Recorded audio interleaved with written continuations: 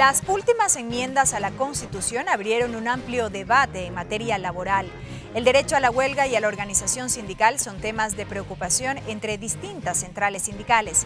El Parlamento Laboral ecuatoriano considera que dichas enmiendas deben ajustarse a los convenios suscritos por el Ecuador con la Organización Internacional del Trabajo. Estos reparos fueron nuevamente expuestos al interior de la Comisión de lo Laboral de la Asamblea Nacional. Vamos a conocer precisamente estos argumentos en nuestra siguiente entrevista. Jaime Arciniega, dirigente sindical, presidente de la Confederación Sindical de Trabajadores del Ecuador, presidente del Parlamento Laboral ecuatoriano. Señor Arciniega, bienvenido a TVL Noticias. Muchísimas gracias por la invitación. Vimos la participación de ustedes en representación precisamente del Parlamento Laboral ecuatoriano durante esta jornada al interior de la Comisión de los Derechos de los Trabajadores, que ahora mismo sistematiza los aportes que se pudieron recoger durante el primer debate de las reformas a las leyes que rigen al sector público para adaptarlas a lo que se estableció en las enmiendas constitucionales. En materia laboral, que es el tema precisamente que es motivo de esta entrevista, ¿cuáles siguen siendo las preocupaciones expresadas? Bueno, básicamente cuando empezamos los diálogos, tanto en cuanto en la Ley de Justicia Laboral, por ejemplo, luego el tema de las enmiendas constitucionales, siempre se señaló que esos diálogos deberían tener una característica particular, y esta es actuar de buena fe. Y la buena fe determina también que esos diálogos tienen que terminar en términos de confianza, que lo que se acuerda se cumple. ¿Cuál ha sido nuestra preocupación respecto de la buena fe y si efectivamente se están cumpliendo? Primero, en la Ley de Justicia Laboral, sin dejar de reconocer que hubieron avances importantes con relación a la estabilidad de los dirigentes sindicales, de las mujer trabajadora en estado de embarazo que no se lo puede despedir porque si no se podría seguir un despido ineficaz y lograr la restitución de esa trabajadora y de ese dirigente. En ese entonces habíamos hablado inclusive de ampliar el radio de protección en cuanto a la estabilidad para todos los trabajadores. Bueno, no fue acogida nuestra propuesta. Pero hubo un tema que en ningún momento se había tratado, nunca se acordó, por supuesto, y que aquí en la Asamblea, en horas de la noche, lo introdujeron, digo sin por lo menos poner en conocimiento de quienes estábamos dialogando en ese momento, y fue el tema de la eliminación del 40% de aportes que el Estado tenía que hacer para la financiación de la jubilación, de las pensiones de jubilación y de las enfermedades de los jubilados. Bueno, eso nos decepcionó y particularmente dijimos, ¿dónde está entonces la buena fe? Más bien se actúa de manera contraria. Con respecto al tema de las enmiendas, nosotros hemos señalado claramente, el Ecuador es suscriptor de los convenios de la Organización Internacional del Trabajo y los organismos de control normativo de la OIT han señalado en reiteradas ocasiones al gobierno nacional que debería hacer las reformas o los ajustes necesarios para que se sincronicen con los convenios internacionales que el Estado está en la obligación de cumplirlos. Y yo el día de hoy los había dado lectura de algunas observaciones, entre ellos que miraban, por ejemplo, en el hecho de que esta nueva legislación que se va a establecer o la reforma a la LOCEP solo garantiza el derecho de organización como un comité de trabajadores del sector público, cuando la caracterización del tema va por la vía de la organización sindical, puede llamarse esa asociación sindical, sindicato, comité o cualesquiera cosa. En ese aspecto, la propuesta está planteando que debería haber una sola organización que trastoca con el espíritu del Convenio 87 sobre libertad sindical. Es decir, los trabajadores tienen la voluntad, la libre voluntad de decidir si conformar una o más asociaciones. Esto trastoca con el convenio. Ahora, pero en materia de contratación colectiva, que es la parte fundamental, el punto que no se neurálgico. recoge. Exactamente.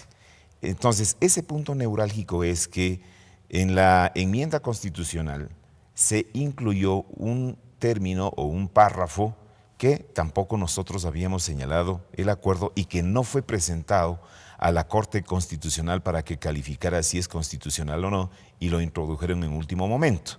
¿Y cuál es ese? Que la contratación colectiva solamente se dará en el sector privado y no en el público. En el sector público. Y claro, nosotros podemos mirar aquí, por ejemplo, de las observaciones que hace la Comisión de Expertos en Aplicación de Normas, dice: la Comisión había pedido al gobierno que tome medidas necesarias para extender el derecho de negociación colectiva a todas las categorías de empleados públicos abarcados por el convenio. Y dice, subraya que en virtud del convenio los trabajadores abarcados por el mismo deben tener el derecho de negociar colectivamente independientemente de los demás derechos o beneficios que gocen. Es decir, esta comisión de aplicación de normas en primera instancia, que es parte de la Conferencia Internacional del Trabajo, nada más que se realizó el mes de junio, donde el Estado ecuatoriano no acreditó la delegación tripartita, es decir, empleadores y trabajadores, y tampoco fue el ministro de Trabajo, y lo que hicieron es entonces asistir la misión permanente del Ecuador en las Naciones Unidas, en la ONU. El hecho de que no asistan y el hecho de que no hayan acreditado una delegación tripartita como manda la Constitución de la OIT, de repente pensaron que no se iba a tratar en los cuestionamientos que la conferencia de la OIT, basada en el informe de la Comisión de Expertos, no iba a tratar. ¿Y qué sucedió? La resolución de esa comisión, claro que utilizan términos bastante diplomáticos, pero no por ello, si es que uno entiende la dureza con la que establecen.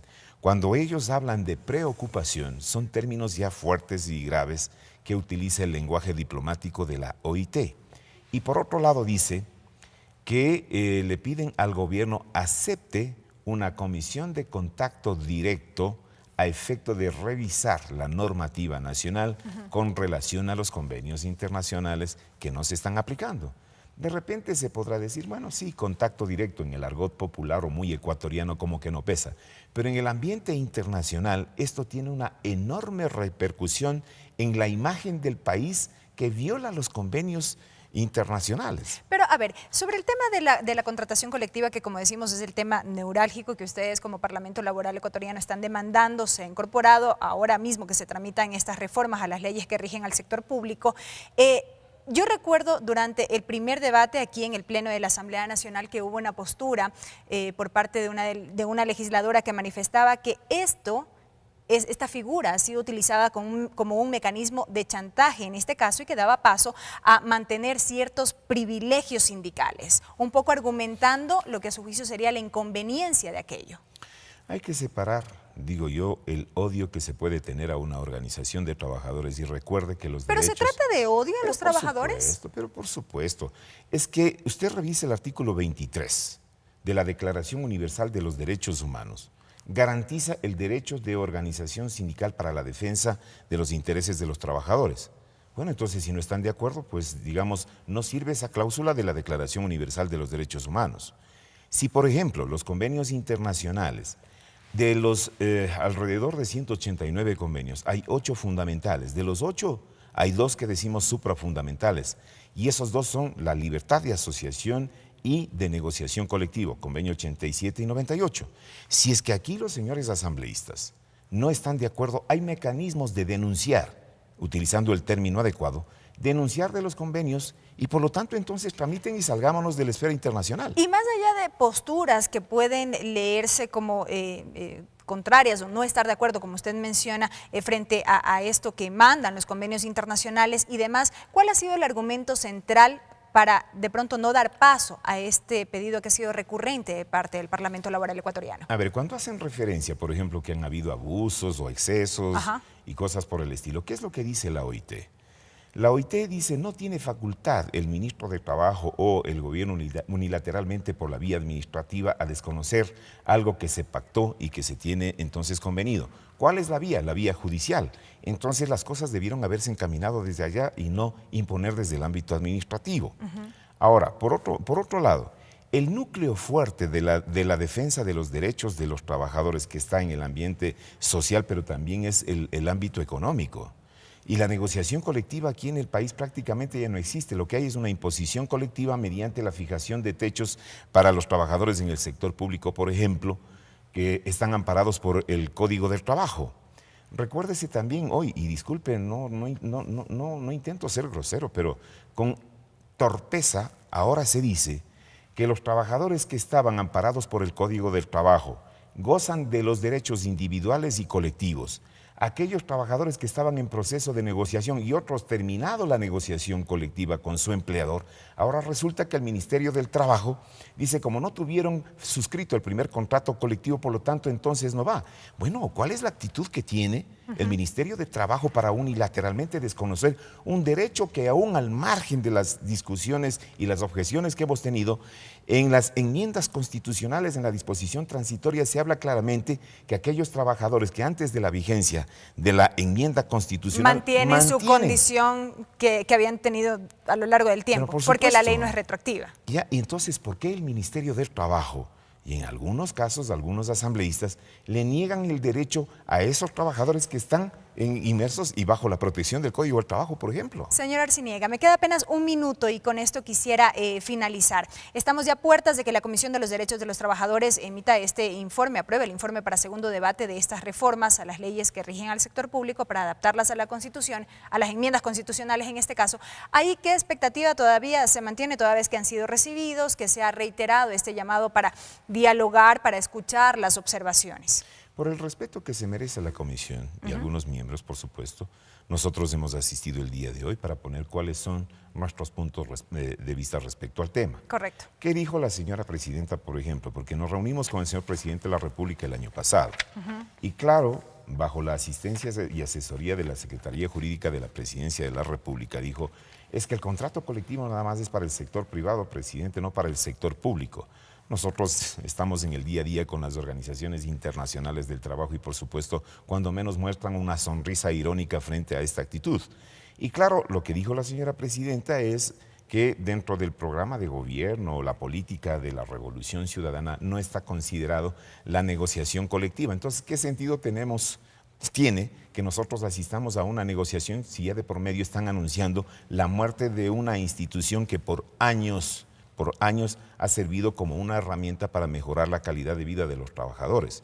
Entonces tenemos que ser coherentes. Nosotros presentamos la demanda de inconstitucionalidad a la Corte Constitucional. Sobre lo cual todavía se espera un pronunciamiento. Exactamente, y uno espera el pronunciamiento de esa instancia, pero no les da derecho a cuestionar algo que está permitido en la Constitución y que nosotros estamos acudiendo. Correcto, y queda clara la postura. Gracias por habernos acompañado.